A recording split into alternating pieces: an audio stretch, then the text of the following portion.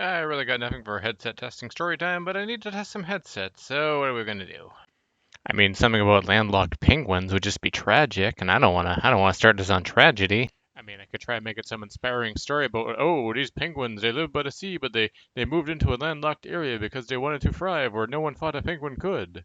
But let's be honest, most people are right to think that a penguin isn't going to make it on land. What are they going to eat? What are they going to do? Nothing. They're penguins. They can't live on the land.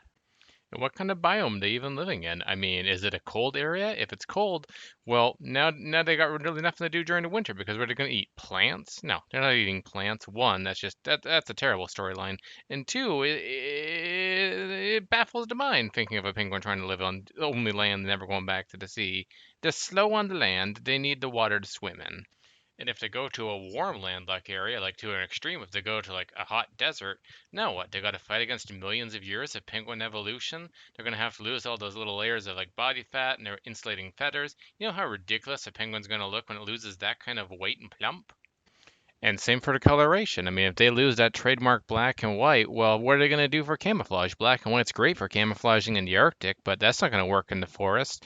I mean, yeah, zebras pull it off, but zebras pull it off because they're fast. We've already covered that penguins are not fast on the land, and they travel in large groups. I mean, sure, penguins travel in large groups, but, then we still need to get some sort of stripe or a plaid or some sort of pattern going other than the classic penguin tuxedo black and white. And so at this point, what have we done to these poor birds for the sake of trying to make them live on the land?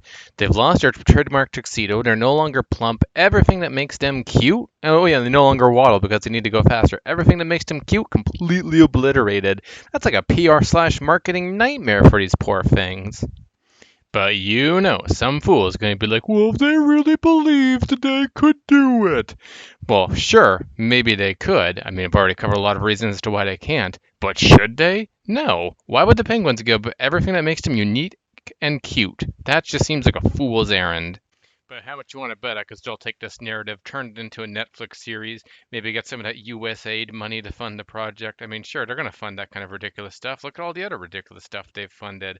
Penguins living on land, an inspirational story. You know, I think I could market that. But then what? I'd be the penguins living on land guy, and then what am I going to do for a sequel to that? I don't know. Alligators living on the moon? I mean, no. But now watch, now that I've taken so firm a stand against alligators on the moon, someone like SpaceX is gonna come out and like, we figured out the first step to terraforming the moon. Step one, alligators. And then one of those other space agencies with like half the budget and none of the ethics is gonna be like, ooh, I know a cheaper way to do this. Crocodiles. And then next thing you know, there's 60,000 crocodiles on the moon. Except you know what happens when you put 60,000 crocodiles on the moon? One, they don't do good. Two, when they do start to break down, they release a lot of weird crocodile enzymes into the surface of the moon. This turns the surface of the moon orange, which now means when you're out on a walk on a fully moonlit night, it's like being in one of those parking lots with the cheap sodium lights where everything has that weird, like, orangey yellow glow, and it's not fun to walk in. Now that's every night of the full moon, all because there's someone put 60,000 crocodiles on the moon. This also has knock-on effects that change everything from butterfly migratory effects to werewolf feeding habits. You didn't even think of the poor werewolves, did you? No, you wouldn't. Typical. So where does that leave us? 60,000 crocodiles worth of lunches going to waste on the moon, lost butterflies, greasy parking lot walks every time there's a full moonlight? No. And why did this hell on earth come to be? All because somebody, somewhere, wanted an inspiring story about penguins trying to live on the land despite all the odds against them. Nope, actions have consequences, young man, and it's high time you learn to accept that. Live it, learn it, love it. Although getting the 60 million in USAID money would be fun, spend maybe $20, $30 on the actual production, another $5 on marketing, and pocket the rest.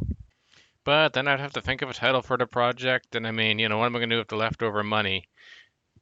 Get crocodiles, about 60,000 of them, maybe a rocket?